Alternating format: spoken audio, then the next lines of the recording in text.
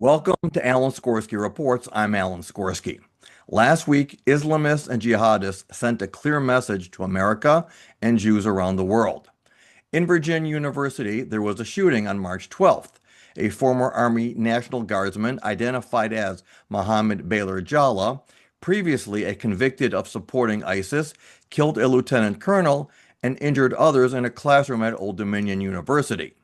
In New York, two teens were charged in relation to ISIS-inspired activities. And last week in Michigan, the largest Reform temple, Temple Israel, an assailant rammed a vehicle filled with explosive materials into the temple in West Bloomfield Township, Michigan, amid high tensions. The suspect was found dead at the scene. Now, what prevented death and carnage at the temple was the fact that beefed up security, which came in response to rising anti-Semitism and other attacks at places of worship, is being credited with saving lives in an event that ended up with only the attacker dying. And what happened there? An armed private security guard shot back at the attacker after he opened fire through his windshield in a hallway inside the building. When the car barreled in, there were 140 students inside in an early childhood learning center. All were unscathed. The synagogue last June hired former police lieutenant Danny Phillips to lead its in-house armed security guards as head of security, with the temple saying it was taking a proactive step in response to the evolving realities facing Jewish communities. Today's guest is Aaron Tobin, founder and director of Magen Detroit, which is a public safety organization serving Metro Detroit since 2020. And he is also a regular on Detroit Fox News show, The Pulse. Aaron, welcome to the show. Thank you very much. Appreciate it. Well, listen, I know that you've been much in demand since you are an expert in security and you are a leader in the Jewish community there, with all matters regards to protecting the Jewish community. Now, I don't know if you remember, but about 5 years ago to the day almost, I think we had you on also to talk about that Arab social media wannabe who went into a Jewish kosher supermarket with his cell phone recording, taunting Jewish shoppers with saying "Free Palestine." Yeah. Last September in Dearborn, Mayor Abdullah, I want to pronounce his name, Mayor Abdullah Hammond lambasted a resident who was a Christian minister, painting him as a racist and telling him he was not welcome here. So listen, I live in New York. I'm in Long Island, and New York City just elected an Islamist for a mayor there. So I'm certainly in no position to judge Michigan or any other city or state. But Michigan, which has a well-known, very high Palestinian, Arab, Hamas supporting population, what's going on in Michigan? And are they, as far as you think, one of the most dangerous cities and states for Jews in America today? Well, Dearborn, Michigan is the largest Arab population outside of the Middle East. And that's about 18 to 20 minutes drive from Oak Park, Southfield, Metro Detroit, where the Jewish community is. And about 20, 25 minutes from Temple Israel that was just attacked last Thursday.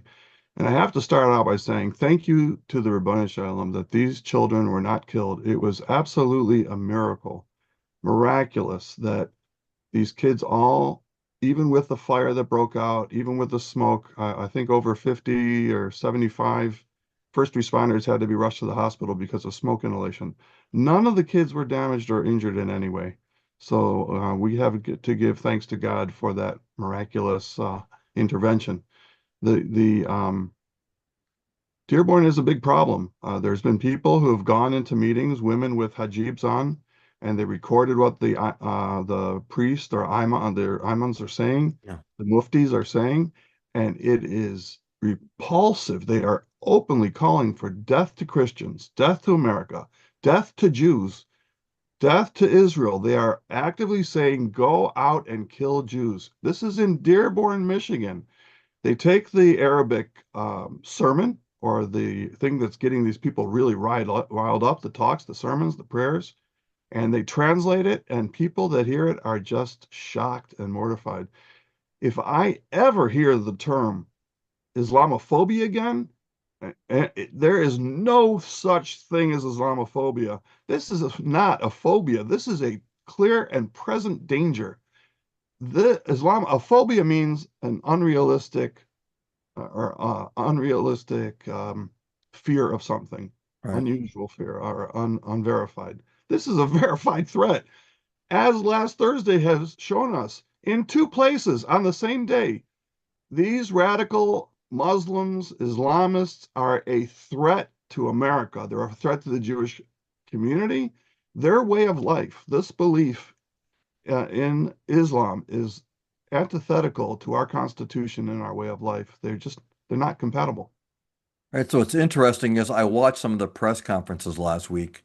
Sheriff Bouchard, your Governor Whitmer, Senator Slotkin, and I was waiting, just waiting for one of them to say, we have to combat anti-Semitism and Islamophobia. And none of them said that. I said, okay, you guys are finally, maybe now you guys are catching on that there is no moral equivalence and that the threat here. And Slotkin was pretty emotional. I mean, for once, she didn't sound like a Democrat. And I'm not trying to get political here, but I have to a little bit because I think that she's part of the problem. So what I read in the paper was that the attempted killer is a Lebanese-born, became a naturalized citizen. His name is Ayman Mohammed Ghazali, and he is the brother of a leading Hezbollah terrorist who Israel vaporized. Which then now leads me to my next question is, he can't be the only guy in Dearborn, Michigan, who has a brother in Hezbollah. And so if he's one, that means there've got to be hundreds, if not thousands, somehow connected to either Hezbollah or Hamas because they've got family in Gaza and Lebanon, God knows where else. Um, what's going on? Is there anything? Again, I'm only watching limited views of what's coming out in Detroit, but what's going on there? I know you have much closer contact with the FBI and security there. Whatever you can share with us is certainly welcome. Well, this is the kind of attack, unfortunately, we've been preparing for the last few years. It's the lone wolf that becomes crazed to the point or motivated by these muftis and these clerics to go out on their own and, in their minds, settle a score or make a name for themselves or get into their version of heaven with the 72 virgins. And they're radical and they're willing to die. As we saw, this he was definitely a Hezbollah member. He said that his family was killed by Hezbollah, or he told friends and relatives. The only, I mean, in Lebanon, his family Yeah, was killed by Israel in right. Lebanon, and two young children, along with his brother or somebody. The only people being killed in Lebanon are Hezbollah. So he himself is saying, my Hezbollah relatives were killed. These are Hezbollah, as he was, are Right. cowards. They hide behind little children. They use them as a shield, a human shield. And then when they get killed, they go, oh, look what Israel did. They killed children. It's horrible that these children died. It is horrible. Yeah. It's a tragedy. But it's Hezbollah's fault. It's these Arabs that use these children as human shields. It is their fault. So, Aaron, I read, and it was written in a number of publications that miraculously, security was beefed up days, if not weeks before this with extra training. Was there any type of chatter that the police were concerned about, or was just mazel that before this happened, there was extra security being beefed up and extra training? Well, I do give credit to Temple Israel. It wasn't just the last few months. They have a very serious and well-trained security team. Temple Israel, unfortunately, has to spend, in their opinion, and it turns out to be accurate, they spend $1 million a year to keep Temple Israel and their congregants safe. They had a couple months ago, or a month or two ago, Michigan State Police had an active shooter training at the temple. They use high schools, synagogues, all types of places that could be hit, unfortunately, that are targets to do their exercises. And they chose Temple Israel. And local police, state police, and people, the teachers there practice drills. And it was fortunate that they had been there recently in the yeshiva that that I had a security at. We had a fire alarm went off at night, like 11, 11:30 at night, and the fire department came. And there were 4 or 5 police officers in Oak Park, Michigan. The police are also firefighters. And I said, if you have time, I could show you our Knox box. That's where we keep the keys and everything. And they said, we've never been here. Could we have a tour of the facility? So I gave them a tour of the facility and the dormitory and the grounds because you don't want the first time they see a synagogue or a school to be the time when they're under pressure, when there's a fire, when there's an active shooter. So it was very good that the Temple Israel had the training there. And I've been to similar training with Michigan State Police. They give excellent training. There's a training coming up in Oakland County, which Sheriff Bouchard invited me and other community leaders and other people that do security for places of worship. So we're pretty proactive here. One of the things I've said, I might have said it on your show, but I've said it on other shows also. We are armed in our synagogues here in Michigan. We carry. I'm a CPL, concealed pistol license carrier, and I'm an instructor. So in the state of Michigan, when you want to get a permit to carry a gun, you have to take an 8-hour class. It's 6-hour classroom, 2-hour range time. I have told people, if obviously not in our community, in the Jewish community, I've told people outside of our community, if you are coming into our community with the intention of harming us, you will be met with deadly force. We are armed, we are carrying, and we are prepared. You come to hurt us, you will be met with deadly force. Listen, that's a great attitude, and it's about time. So let me ask you this about Michigan. So again, I'm in Long Island. I know that every shul here, every yeshiva has security. And I remember when I was living in Oak Park and Southfield, there were a lot of shuls. You had the Young Israels, you had Bnei Israel, you had all these. So are all of them also armed? Are some shuls better than others? Are some rolling the dice saying it won't happen here? Or does every shul have some type of security apparatus that they're going to take seriously now? We get the whole gambit. We have some that take it very seriously, like Temple Israel. Most of the shuls have, I would say, guards during the week. All of them, I think, have on Shabbos, on Saturdays, Friday night and Saturday. Most of I think all the guards that they hire are armed. There are many congregations, I've taught at least 4, I think 5 right now. Mm. They have 3 or 4 armed guards, I mean, armed uh, congregants that are capable of defending themselves in an active shooter situation, which means they have taken not the standard class, they've also taken an advanced class. So they are familiar with things like shooting at your target, but also knowing what is beyond your target, Right, how to get a clear shot, how to evacuate people safely. There's a lot of things to being in an active shooter situation when there's a lot of people around. And when a person just gets the basic CPL, there really could be a detriment if they're carrying in synagogue without the advanced training. So the synagogue that I go to, right, you have to have advanced training and sign a form that you will go to the range and practice at least 4 right. times. Another thing also that surprised me was that I read that the driver went into the hallway, which means that there was no barricade in front of the doors. Most of the schools I'm familiar with, that you either have steps leading up to it, or there are, I don't know what you call those, but those big, Bollards or yes, bar that blocks bollards. that you couldn't even get through the front door. So was this something that the temple overlooked? Is this something that, none of the schools even thought about? I remember B'nai Israel, on 10 Mile Road, I think. Yep. It's next to the car wash, Yep. and next to the radio station there. It's a small parking lot. You could drive right into the lobby there. I don't think their Um, guard would like it. They have armed guards there now. But the Young Israel put up beautiful bollards. The yeshiva has right, bollards. Most synagogues now have upgraded to bollards. There were bollards at Temple Israel. right, But he did get by them. I think he drove around and then into the front door. right. And I believe when he drove his truck through those bollards, his doors were damaged.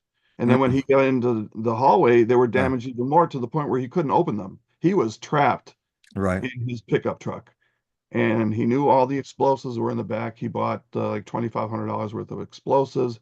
He had jugs of gasoline in there, and he shot through the front window and the back window. and then a fire started in the vehicle. I don't know if he was lighting it himself to Right. explode the explosives, the fireworks, and then he took his own life. He shot himself in the head. Boy, his disappointment when he realizes that there are no 72 virgins waiting for him.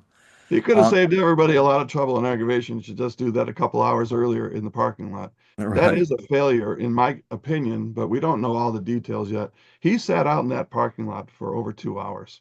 Right, which And is unusual that no one picked that up.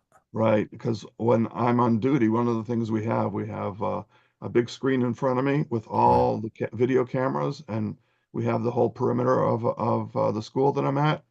And if somebody's there more than 15 or 20 minutes, I am right on there. And who's ever on duty, Right. they are supposed to get up, go up to the driver and say, "What are you doing here? Why are you on campus?" Have there been outreach from other religious groups after this happened? I mean, Christian leaders, I would imagine that they've come and called you, but did you get any calls from any so-called interfaith leaders, even from the Muslim community, saying this doesn't represent Islam, it's not us, we want to help you, blah, blah, blah. What was the I've heard the temperature blah, blah, afterward? blah coming just like from the mayor of Dearborn and some of the people in Mm, Hamtramck. They talk out of one side of their mouth and then mean something out of the other. right, I don't believe any of those people, and I don't think they're legit. And even when I think it was the mayor of Dearborn or Dearborn Heights, he said, "This is a terrible thing," and his brother and their children were killed, yeah, but it's still not so nice what he did. I mean, they have to justify it. right, It's absolutely ridiculous. And I did get some beautiful calls. The Chaldean community here, who I grew up with in Southfield, has been yeah, very warm and welcoming. There's a Shenandoah country club right across the street from Temple Israel, and that's what they evacuated there. It was the closest place. Then they brought in pizza and games and food. They fed the kids. They turned on TVs. They showed movies until the parents could get there and pick them up. And then on Shabbos, they had services there because there's still smoke damage at Bnei right, Israel.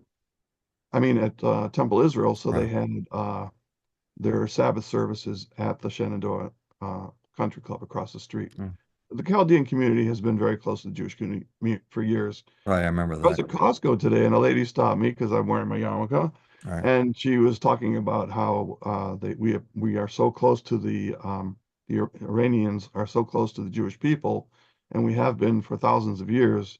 And she's so appreciative of what Trump is doing to save the Iranian right, people. And she says, "I don't under, we didn't, but we both couldn't understand how these left-wing liberals are saying don't bomb Iran when."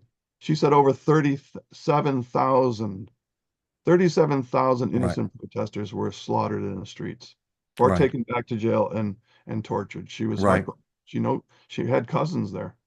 Right. So it's interesting, like, it must have been maybe 5 or 6 years ago.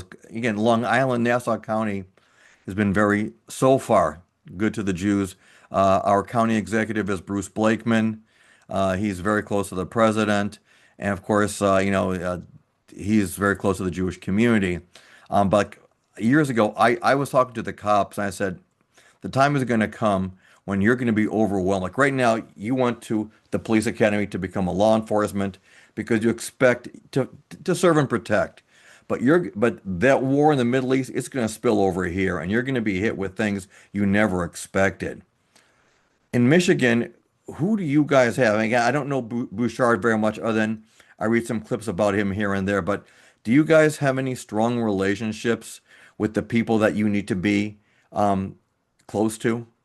I have very strong relationships. A couple months ago, Lubavitch organizations, the shuls and day schools and schools had a meeting with all the police chiefs, FBI, Homeland Security, but the police chief of like West Bloomfield, Farmington Hills, Southfield, they Right, were all there. There were 10 FBI agents. They were the heads of their SWAT departments, and it was a very comprehensive, a few-hour meeting for preparation for something like this, and just right, discussing the Lubavitch institution's concerns at the time.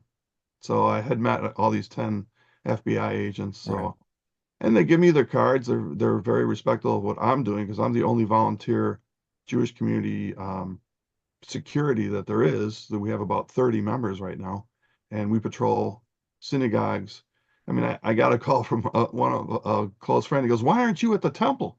I said, "Do you know how many police cars Mm, answered there? We are not law enforcement. right, We're like the eyes and ears for the right. police and advocates for the community for the police departments. But they have been tremendous. I mean, chiefs of police, I think almost everyone in Metro Detroit showed up there to be supportive, but also to help if there was further attackers. Mm, At first, they didn't know how many there were. There was reports that there were two of them.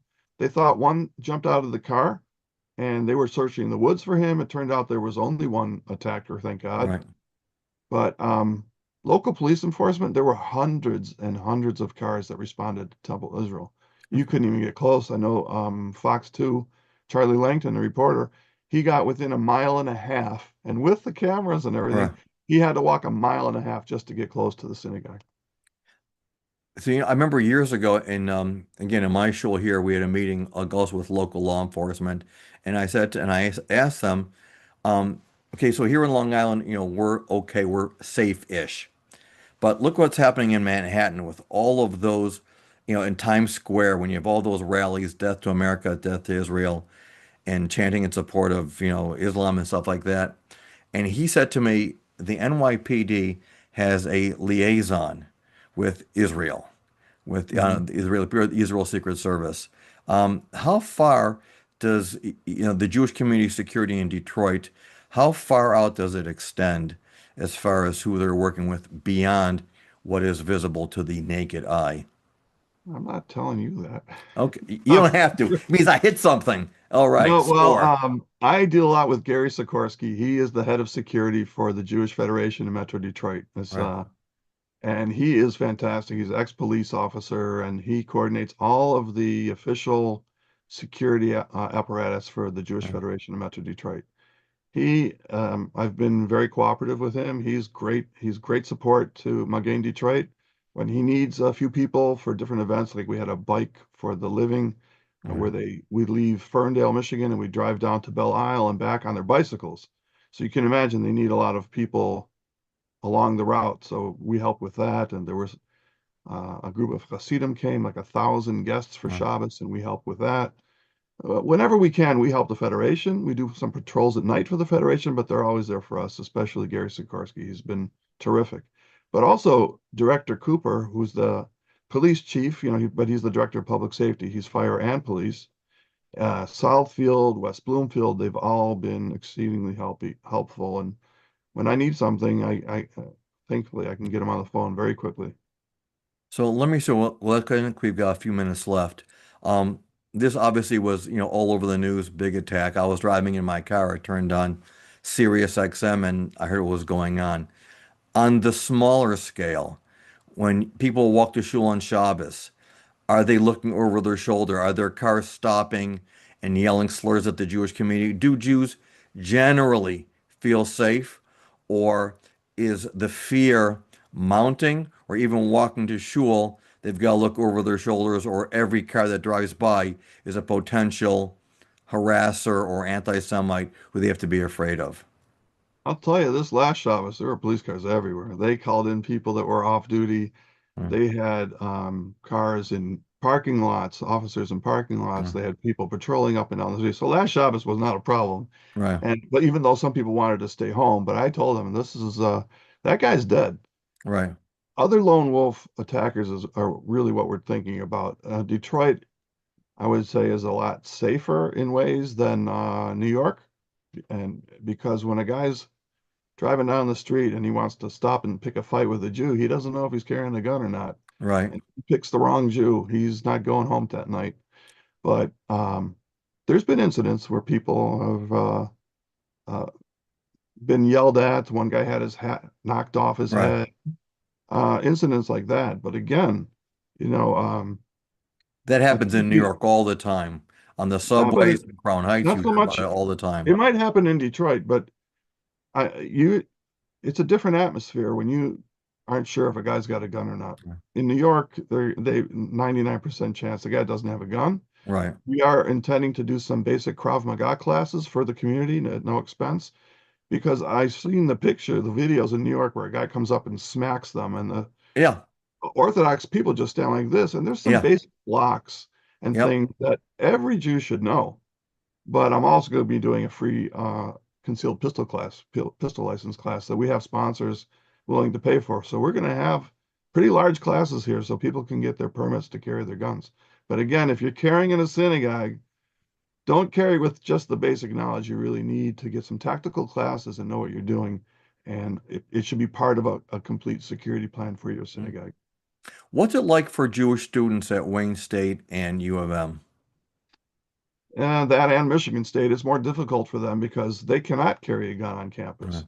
Michigan State, Wayne State, U of M. I don't think any college campus these days in Right. Michigan, which is ridiculous because the Second Amendment doesn't stop on the college campus. But you saw what was going on the campuses. I don't really have to tell Well, here your in New York, here in New York, it's awful. I went It to was Wayne awful at State 40 Michigan years ago. State. They had it It at was Wayne different. State. At U of M, they had these far left wing idiot protesters, but they go from the environment to Gaza. Now it's Iraq.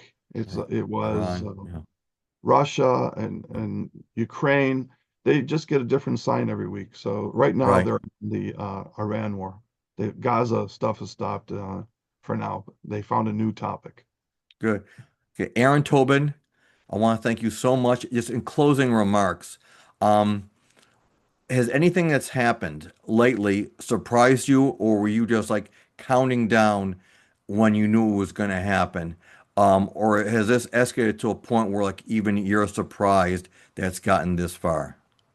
This didn't surprise me. What surprises me is that though we got this smack in the face, there are some people who are not so there are some synagogues and schools that are not taking their security seriously, and they think it's never going to happen to them. We need to take our security seriously. Right. It's going to cost a few dollars, but it needs to be done. But I am so thankful to the Ribono Shel Olam that these children were safe. It couldn't have happened smoother and better. That security team was basically perfect. The guard that was injured, he was hit by the truck, Right. managed to drag himself to the nursery to tell them, do not come out, get out, lock the Yeah. doors, do the lockdown, which they had practiced. And then Right. he passed out from the pain.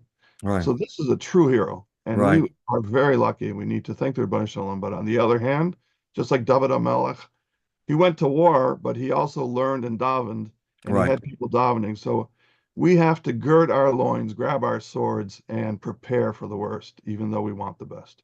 Amen. Aaron Tobin, it's been an honor. Thank you so much for joining us tonight. Thank you for having me. I really enjoy the show too. Thank you so much. Yeah.